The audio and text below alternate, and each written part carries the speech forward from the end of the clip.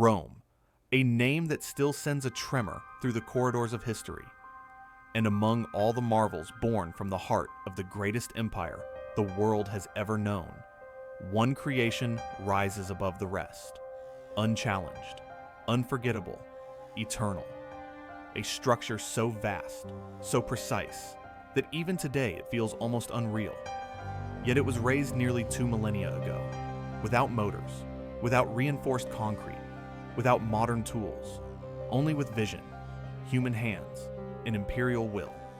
The Colosseum, a titan carved from stone, built not merely to impress, but to command, to gather the masses under its shadow, to proclaim the supremacy of Rome, to engrave an emperor's glory into the very bones of the earth. But behind the flawless arches lies a story woven from ambition, labor, hardship, and spectacle. On this journey, we will uncover how the Romans built one of humanity's most extraordinary wonders, why it rose, what dramas unfolded within its walls, amid sand, heat, and iron, and how it has endured nearly 20 centuries of conflict, quakes, and ruin. Prepare yourself, because this is far more than the tale of a monument. It is the tale of a dream forged in stone and made eternal.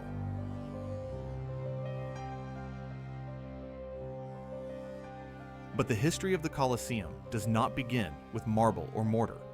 It begins with fire. In the year 64 AD, during Nero's rule, a catastrophic blaze swept through Rome.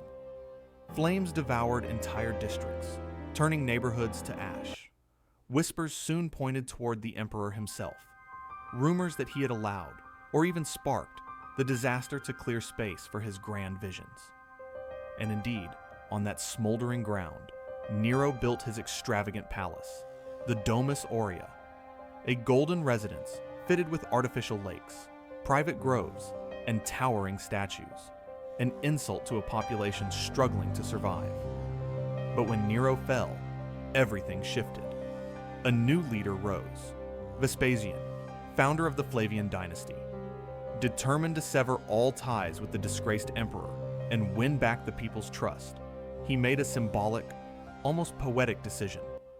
The private lake of Nero would be drained. The luxurious grounds would be reclaimed. And in their place, he ordered the creation of a grand amphitheater for the people, open to all. A gift to Rome, a monument to renewal, and the beginning of the Colosseum as we know it. A monument to Rome's strength, yes, but equally to its generosity. The project was more than stone and scaffolding. It was a proclamation shaped into permanence. Power made visible. Promise rendered in architecture. Its message was unmistakable. Where an emperor's indulgence once sprawled, a gift for 70,000 citizens would now ascend. The Colosseum was never intended merely to impress. It sought to solidify authority, to weave the people into a shared vision, to declare that Rome's future stretched far beyond the horizon. In 72 AD, the capital swelled with anticipation. Under Vespasian's firm direction, work began on a concept so vast it hovered between legend and madness. An amphitheater of unequaled scale, an undertaking no engineer had dared to imagine. The first challenge was immense, draining Nero's artificial lake, once the gleaming heart of the Domus Aurea. When the waters withdrew, foundations were carved deep into the earth. Roman builders, masters of audacious practicality, chose travertine from Tivoli, its pale blocks cut with precision and hauled toward the city on groaning ox carts. Wooden cranes, powered solely by human strength, lifted each stone inch by inch. Soon the site became a world of labor and invention. Slaves and hired workers, architects, blacksmiths, carpenters, masons, people drawn from every corner of the empire, united by a single colossal purpose. Scaffolding climbed skyward, ropes pulled taut, and the air rang with the rhythm of construction. Hammer strikes, shouted commands, saws grinding through timber. Dust rose in shimmering clouds, mingling with the sharp scent of stone and relentless effort. Yet the marvel of the Colosseum lay not only in its mass, but in its design. A network of arches and vaults created a structure both elegant and enduring. Each curve supported the next, forming a chain of perfect balance. Its modular form allowed progress at a pace that astonished even Rome. The exterior glowed with travertine held by iron clamps. Within, tuff and brick formed a lighter, swifter-to-build core. Innovation on an imperial scale.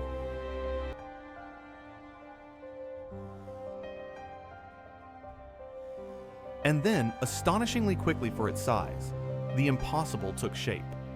In just 8 years, under Titus Vespasian's son, the immense amphitheater stood complete. No Roman alive had witnessed anything equal to it. No one truly believed such a monument could rise so quickly. But Rome did not build with hands alone. It built with will. And when the Colosseum was finally inaugurated in 80 AD, it stood ready to host the greatest spectacle on earth. Passing through one of its 80 arches, a spectator stepped into a world unlike anything seen before. A massive arena that could hold up to 70,000 people, seated in tiers reflecting Rome's social order. The powerful nearest the action, the poor pushed higher into the stands. Yet every citizen was welcome. Admission was free, a gift from the emperor himself. At the heart lay the arena, an enormous wooden ellipse blanketed in sand to drink the blood it was meant to receive. Encircling it rose a protective wall, and beneath it sprawled the hippodrome, an intricate maze of corridors, cages, rooms, and lifts that transformed the Colosseum into a machine of spectacle. Through hidden platforms and trapdoors, beasts, gladiators, prisoners, and entire stage sets appeared as if by magic. It was a theater of death, but choreographed with imperial precision. Mornings opened with the Venations. Staged hunts where tigers, lions, bears, elephants, and other exotic creatures, rare in Europe, were slaughtered to thrill the crowds. After them came executions, the condemned thrown to animals or forced to reenact tragic myths, dying as living symbols of justice. Then arrived the stars of the arena, the gladiators.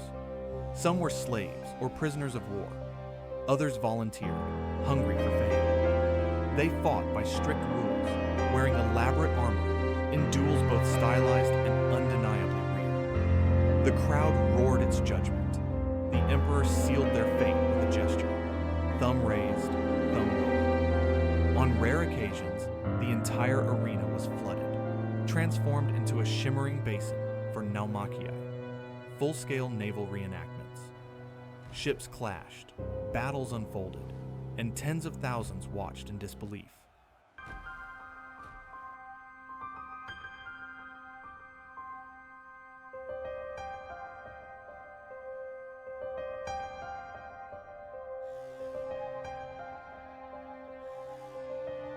But this was more than entertainment. It was strategy. Bread and circuses kept the masses calm, loyal, dependent. In the Colosseum, Rome displayed both its brutality and its mastery of spectacle. At first glance, the building astonishes with sheer size. But look closer, and the genius of Roman engineering becomes unmistakable. Measuring roughly 189 meters long and 156 wide, and nearly 50 meters high, equal to a 17-story building, it was the largest amphitheater ever built, then and now.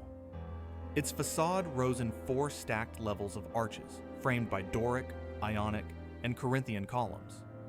Yet its true marvel lay within. A stadium centuries ahead of its time. 70,000 spectators could enter or exit within minutes, guided by an ingenious system of vomitoria, corridors and stairways designed for flawless crowd flow. Each sector had a numbered entrance carved in stone, just as modern stadiums do. The seating followed rigid social order, senators and nobles at the bottom, equestrians and citizens above them, and at the top, the plebeians, freedmen, and women. Even here, hierarchy shaped the view of the arena. Above the highest tier, a ring of masts supported the velarium, a vast canvas awning operated by sailors of the imperial fleet. It shaded much of the audience, turning the amphitheater into a grand, ventilated pavilion.